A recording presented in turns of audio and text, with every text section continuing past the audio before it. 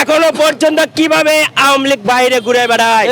এই আওয়ামী লীগের তো কারাগারে থাকার কথা ছিল, এই আওয়ামী লীগের তো বিচারের মুখোমুখি থাকার কথা। এদের বিরুদ্ধে কোনো আইনানুগ ব্যবস্থা না নেওয়া হয় তাহলে আমরা এই সরকারের বিরুদ্ধে আন্দোলন শুরু করব।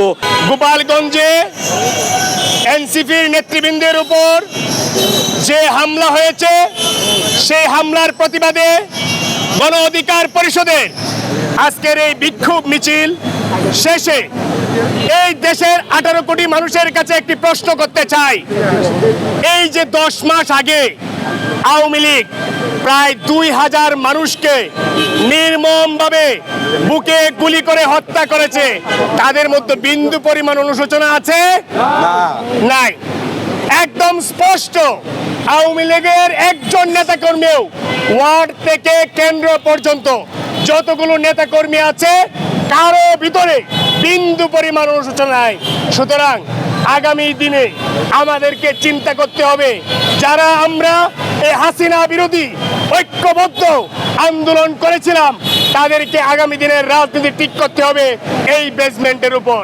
যে আওয়ামী লীগ যদি আবার ফিরে আসে তাহলে আমাদের কি অবস্থা হতে পারে সেটির নমুনা কিন্তু আজকে আমরা কিছুটা হলেও গোপালগঞ্জে দেখেছি। তাই সংগ্রামী উপস্থিতি, উদাত্ত আহ্বান জানাতে চাই এই 24-এর গণ অভ্যুত্থানের নেতৃত্ব বিএনপি, জামাত, গণ অধিকার পরিষদ, এনসিপি সহ সকল নেতৃবৃন্দকে উদাত্ত আহ্বান জানাবো, আগামী দিনের রাজনীতি ঠিক করুন।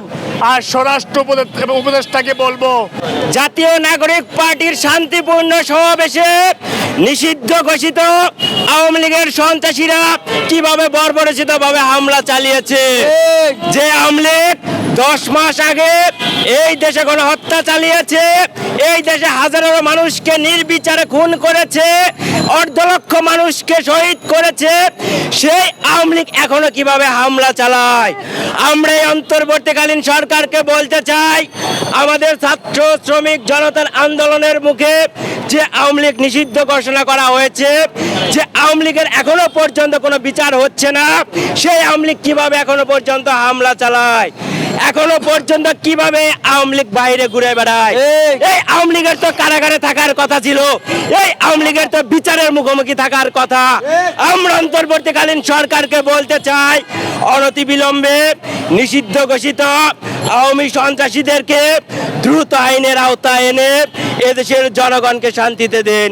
তা না হলে এদেশের ছাত্র শ্রমিক জনতা যেভাবে এই ফ্যাসিবাদী স্বৈরাচারী আওয়ামী লীগের এই দেশ থেকে বিতাড়িত করেছে, তাদের সন্ত্রাসীদেরকে অনতিবিলম্বে এই দেশ থেকে বিতাড়িত করবে। তাই আমরা বলতে চাই, অনতিবিলম্বে এই হামলার বিচার আওতায় আনা হোক এবং এদেরকে গ্রেপ্তার করা হোক। এরপরে যদি এদের বিরুদ্ধে কোনো আইনানুগ ব্যবস্থা না নেওয়া হয় তাহলে আমরা এই সরকারের বিরুদ্ধে আন্দোলন শুরু করব।